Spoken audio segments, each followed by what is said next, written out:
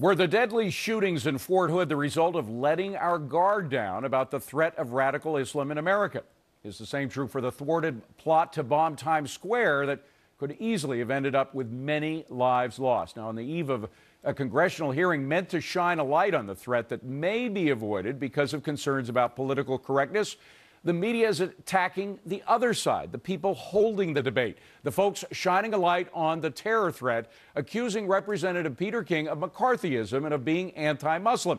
Our next guest is familiar with such charges. She was also the subject of a hit piece by the New York Times. Brigitte Gabriel is a Lebanese immigrant and the founder of Act for America. It's a grassroots organization that warns against the rise of radical Islam.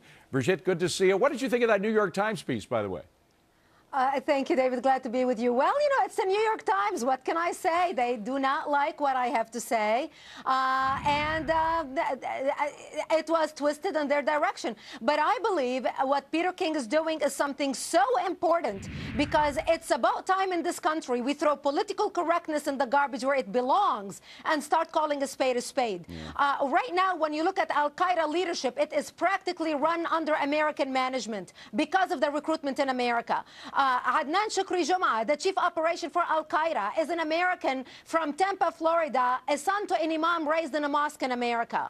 When you look at Adam Gaddam, who is now the spokesperson for Al-Qaeda, he's a convert Jew from California. When you look at Imam Anwar al-Awlaki, who is now the head of Al-Qaeda in the Yemen, in the Arabian Peninsula, the New York Times wrote a story about him in 2001, calling him the exemplary moderate Muslim bridge builder between East and West. Samir Khan, the chief editor-in-chief for Inspire magazine for Al-Qaeda, is a convert from North Carolina. We have a major issue in the United States with Islamic radicalism, and it's about time Congress has hearings about it. And Brigitte, you don't, for me, for my money, you don't have to go any further than the Fort Hood shootings. I mean, that is clear by just about every reasonable person who's looked at the evidence that were it not for political correctness, we would have known what this guy was up to. He was contacting radical Islamists from overseas who've been involved in terrorist operations before, the language that he was using, what he had said in public, what he was writing on his computer. There was enough evidence there, had we not had political correctness in the way, to get this guy before he killed people. Exactly, and we cannot allow political correctness to endanger the lives of millions of Americans right now. I mean, look what happened 2 weeks ago in Lubbock, Texas. You had a student, a Muslim student, buying material to put together a weapon of mass destruction. That is unacceptable. God forbid he was able to do that. And by the way, that plot was not foiled because of the intelligence community or because the FBI was doing such a great job monitoring the man. It was foiled because average citizens working in a factory in North Carolina where he ordered the material realized something is out of place here and we better notify the FBI. The same thing happened with the bomb, the Times Square bomber who wanted to blow up the Jeep. It wasn't the FBI, it was street vendors who noticed something is wrong. We were lucky. We were just very lucky in that Times Square bomb. But what do you hope comes out of this very quickly, Brigitte?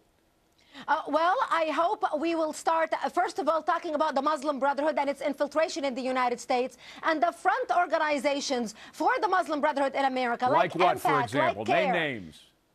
CARE, Council on American Islamic Relations, ISNA, Islamic Society of North America, the MSA, the Muslim Student Association. The MSA right now has more chapters on American college campuses than the Democrats and the Republicans combined. And we wonder why we have such radicalism on college campuses right now.